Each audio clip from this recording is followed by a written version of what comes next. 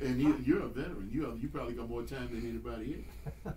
Yeah. I put 20 years in. 20 years? In the infantry. Mm-hmm. Go ahead. You had a question? Yeah. Since you're on the microphone, Bryce, understand that at your school, at Southern, you often meet with smaller groups to help them plan for their future. Can you elaborate on that for me? What is going on, and why are these small groups? Well, for one thing, when I got to Southern, kids would walk in the building all slumped over, and their attitude was, well, what's going to happen to me today? Not how can I get involved with my education? How can I better my life? How can I take advantage of opportunities? It was like, oh, what's going to happen to me? So I started meeting with kids to give them a voice. You know, if it's our house, they need to feel a part of our house. So they like talking to the principal.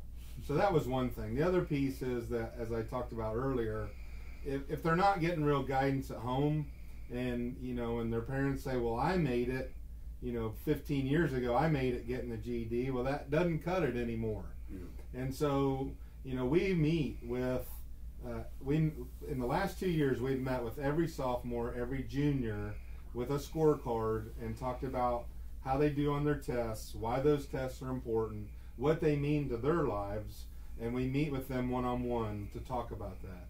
Again, just mentoring, but it all happens because of relationships. I wish that I could take everyone on my own. Right now, I've got 3 kids on my mind that are freshmen, sophomores. They're struggling. They're suspended. They've just got all kinds of issues, and there aren't enough of us to be one-on-one. That's what it takes, one-on-one. And with that type of compassion in your heart after 29 years of teaching, it's understandable why you were chosen Principal of the Year, and that was last year? Right. And I didn't even know about that until you and I talked about it at the break. Can you tell us a little bit about that? What was the criteria? Do you know? Well, it was Hilliard Lyons started, I think it was 2-3 years ago. They wanted to start to recognize educators. And since they started doing it, people have jumped on board, and more folks are wanting to, give awards to educators. And so last year, Dr. Withers from Central and myself were chosen as the high school principals of the year, and it was a great honor to stand there with him. I highly respected principal in the district. Great guy. Great guy. Great guy. We have a student on the phone. There's somebody that the Jefferson County Public School System are. Well, I take that back. I'm not sure if he goes to public school or not, but he's a brilliant young man. Reagan Roy, are you there, sir? Hey, how you doing, man? I'm fine. I'm sorry you couldn't be on the program tonight. Now, I want y'all to listen to this voice. Does this guy sound like he's 16, 17? No. I found him at WLOU. He's a radio host on WLOU on Saturday afternoons for a program. And how was your program yesterday, Ray?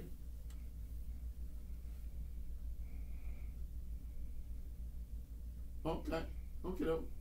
Well, I don't know if you've ever met Bryce Hibbard he's the principal at Southern, and Jay Davidson, he's the one of the movers and shakers at the Healing Place. Sounds like he's a founder of the Healing Place. I am. Yeah. Oh. Ooh. Founder of the Healing Place. Okay.